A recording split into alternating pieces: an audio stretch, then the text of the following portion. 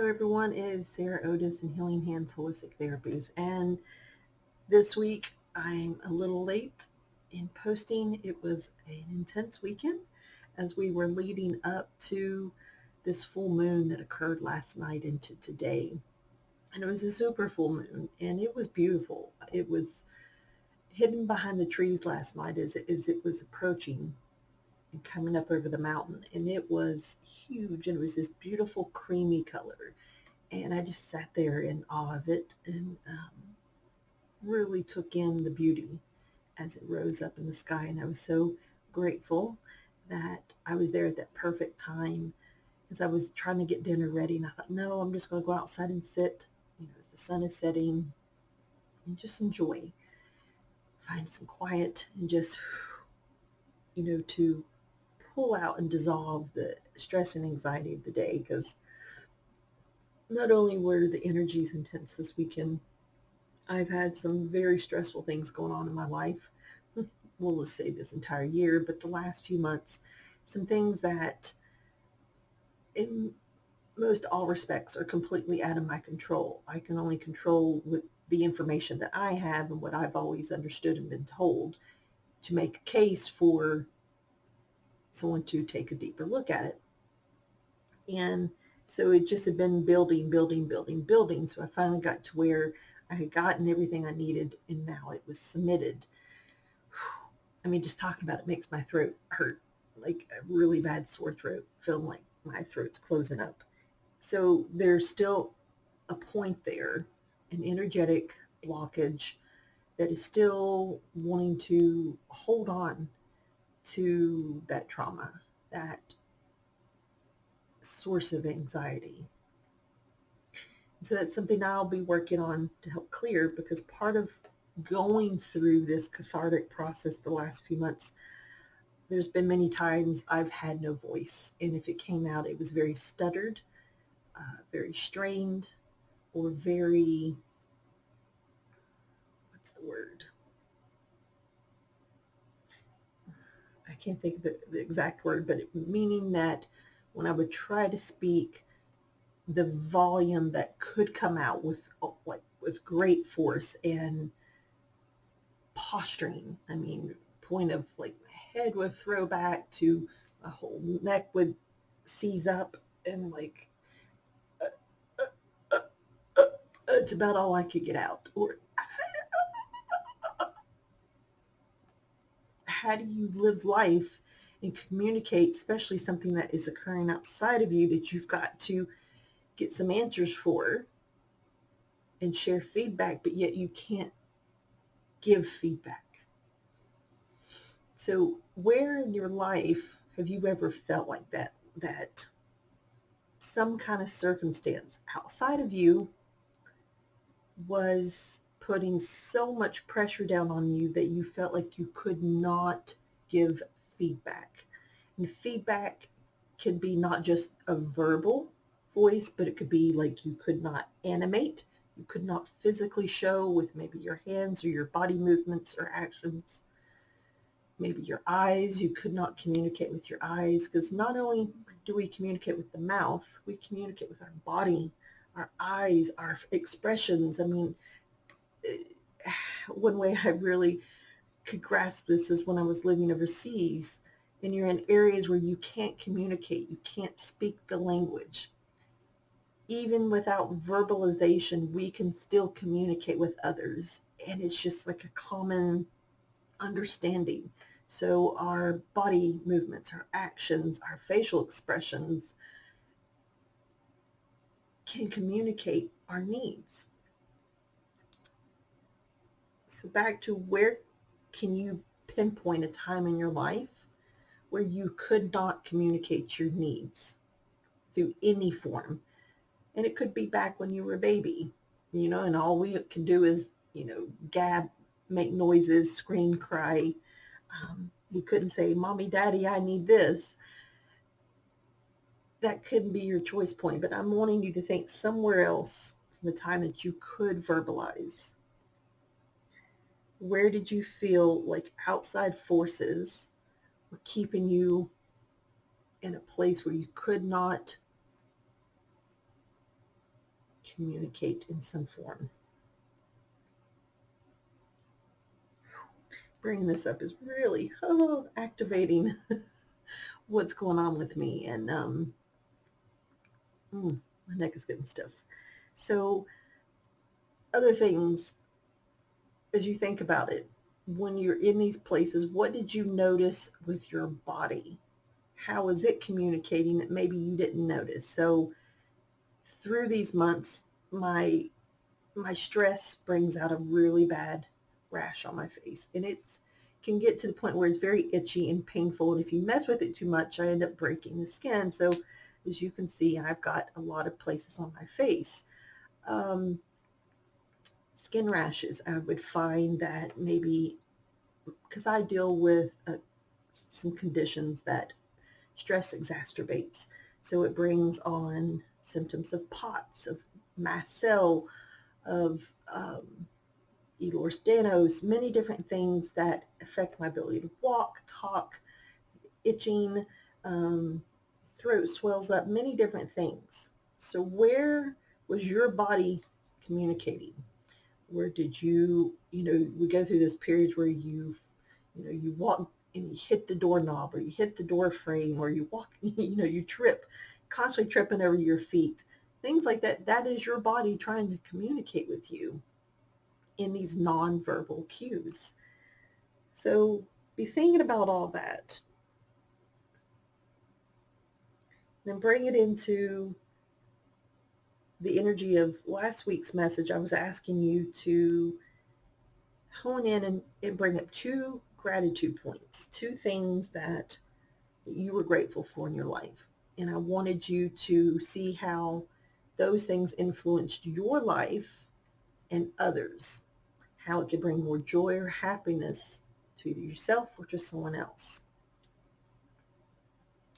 So if you go into those periods of time when we cannot communicate, where we feel frozen and traumatized, most likely we're not going to be in a state of joy or happiness.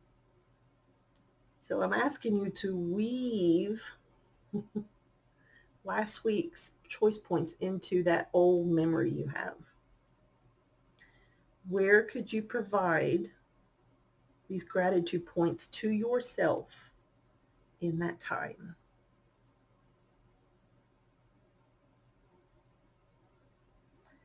So I will say one of my gratitude points of this last week was I was able to go on a pretty long walk with my sister and my old neighbor. He brought his beautiful dog that we just adore, and we miss dearly being close to them. So we had planned to go to a dog park, not on a walk, because I'm still, like, some weeks I can walk, some weeks I can't. So I don't like to push myself beyond, because then it backtracks me. Some people be like, oh, you need to push your body, it's good for it. Well, with my conditions, if I push it too hard, it will actually take weeks for me to rebound and get back to a neutral set point. So I was having a lot of anxiety about us going further on this walk, and I was finding, should I say no, we can't do this? But I was feeling, that my sister really wanted to go, so we could spend some time with my neighbor and his dog. But my body just kept going, but my mind was saying, oh no, I need to tell him I need to sit down. I can't go further. Even though I wasn't in any pain or wasn't feeling limited. It was my mind telling the story of, oh, you're going to be in a worse shape. You're not going to be able to walk for a week. You're going to pay for this. So there was that story. So that story goes back to one of my old trauma points from many, many years ago. So that's where I have brought it back in. So I wanted to weave in, my gratitude point was I was grateful, 1, that it was beautiful weather. 2, we were in a beautiful setting and we were with great company. And so that energy was help feeding me so that I could enjoy the moment. And it gave me the energy to be able to walk. We actually walked probably close to 2 miles. And that seems crazy, especially when I was so afraid of the sorry, my whole computer just went black. Um, Even though my mind was telling me, no, you're going to pay for this, you're going to be miserable, blah, blah, blah. I was able to get through it. And I was actually, this guy he's a runner. So he walks at a pretty fast pace. I was actually able to keep up with him and carry on a conversation. That can be hard when you're working out, walking, because you start to become breathy. So I was allowing myself to be in the moment, allowing nature to feed me because I thrive on nature, and great company. And I actually felt more clear and vibrant after this whole, once we said goodbye and we were driving back, there was a little bit of a moment of like, I could feel myself crashing, and I knew I needed some salt, and I needed almost like quiet to assimilate all that had just occurred. Now, I've had some minor backfiring from that walk, but it's almost like it propelled me forward. So I stepped into those gratitude points of, yes, I had the energy, and grateful for the time in nature and time with our friends. And I know by me not saying, no, no, I can't walk, by stepping into my gratitude points, it brought joy and happiness to my old neighbor and his dog, and to my sister and her connection with the dog, and us being able to have that really great outing. So many times when we are pushing back against ourselves, we need to step into those gratitude points to help pull us out. So that's where I say, take in your surroundings.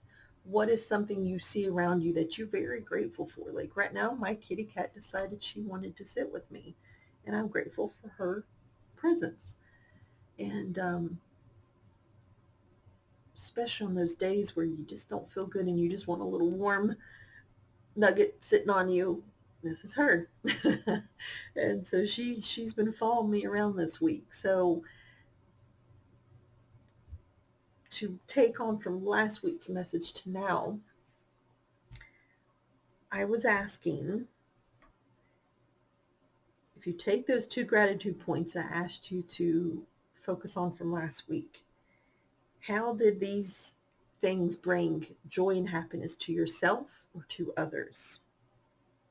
And so my asking for the week for our Anahata code was, what will assist us with seeing these 2 gratitude points from a new perspective so that we can go deeper with their support? So we're going to go dive into those points of gratitude and see how we can weave them deeper into the body and into the mind to help clear out, let's say, those old trauma points that may continually keep pulling us out of our state of gratitude.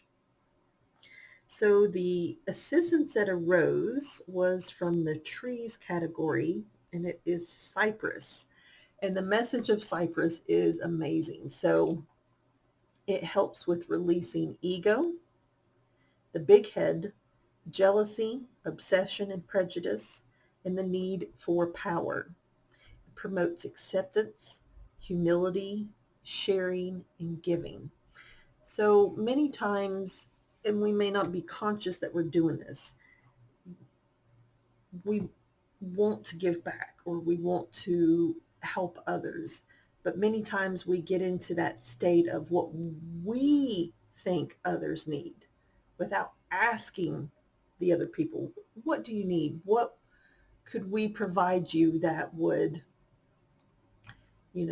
help you feel, maybe safe or nourished, supported. We may think, oh, they need some clothing, but what they actually need, maybe they need food for their family. They need some winter blankets as the change of the season is coming on. Someone may be living out of their car, and we're thinking, oh, we'll get them, this, and this, but actually what they need is somewhere to take a shower, somewhere where they can safely go to the bathroom and not feel embarrassed because they're having to, go behind some bushes somewhere. So this is a perfect support, because in our gratitude points of what we think will help make someone else feel happy or joyful may be completely opposite. Like, we'll take this example of, there's someone that's feeling down, depressed, and you're thinking, oh, maybe, an outing, like going out to eat or going to a movie, that would bring them happiness and joy. Those two things may send that person over the edge, and they may even shut down more if you ask them those things. Because most likely what that person needs is just someone to hold their hand, to say, I hear you, I see you, I've got you. They may just need you to come sit with them. No need to talk, just be present. Because their knowing your presence is there might make them feel safe, loved, seen. It could be that they really just need somebody to go to the store for them, or come and clean their house for them. But we won't know these things because we're going on the narrow view of what we think they need. And there's nothing wrong with that, but that's us getting in our ego and in what some people say, your big head, instead of stepping back and looking at the big picture. Because when we do step back and look at the bigger picture, or come from above and see the bird's eye view, you will see the larger perspective is completely different than the narrow one we see down here. And many times it will reveal to us what is needed, but we had to step out of ourselves and out of the situation so that we could get the perspectives we needed.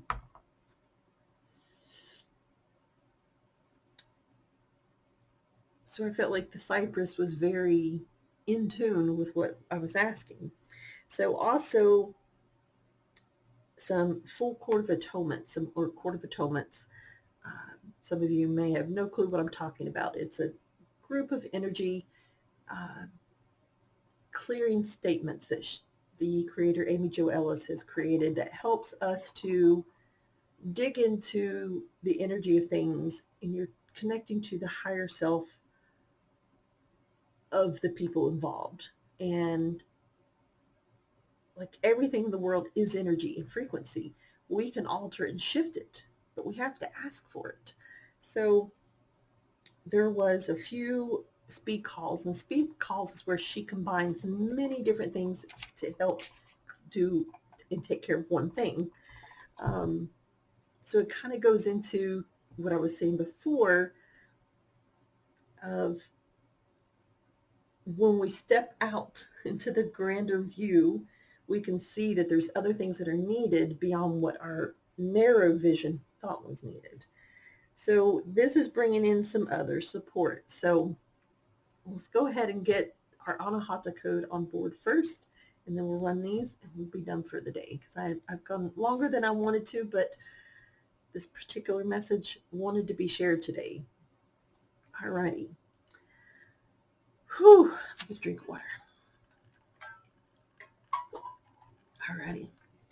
So if you just kind of get quiet with yourself and I repeat the numbers, you just choose, you say, yes, I would like to receive. So you can sit with your hands, left palm up, right hand over the center of your chest and heart.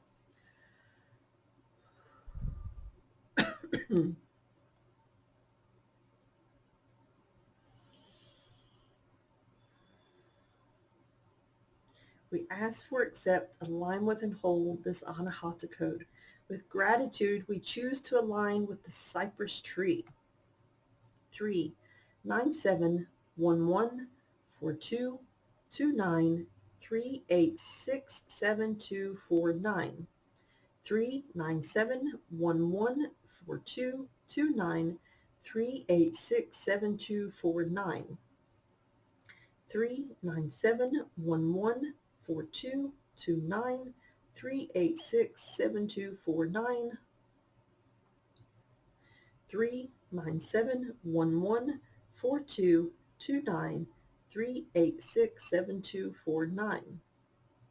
3, 9, 7, 1, 1, 4, 2, 2, 9, 3, 8, 6, 7, 2, 4, 9.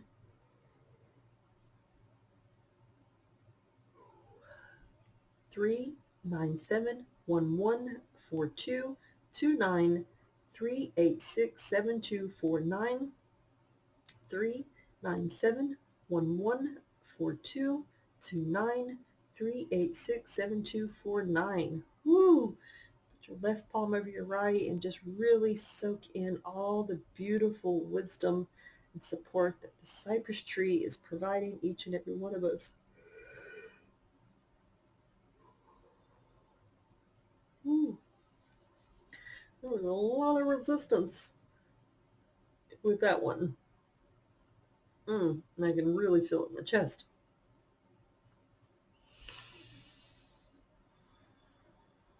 So reiterating, it's helping to promote acceptance, humility, sharing, and giving from the bigger perspective. All right. So to finish off with our Court of Atonements, so I will say I, and you will state your full name at birth, even if you go by a different name now. Okay? And then I'll say place myself, and you'll state your name again. Okay? And then you can just listen to the rest, but give permission to receive. So I place myself into a full Court of Atonement along with the 2 gratitude points and the Cypress Tree for the purpose of requesting, enhancing and protecting education, oral restoration, resolution of sibling rivalry, and resolution of hidden family secrets. As well as restoration of peace. Restoration of peace. Restoration of peace.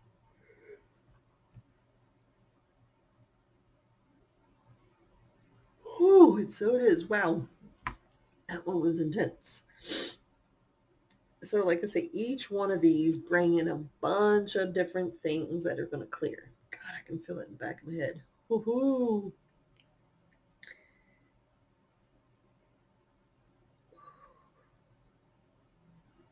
And it may go through not just this lifetime, but your previous lifetimes, your ancestors.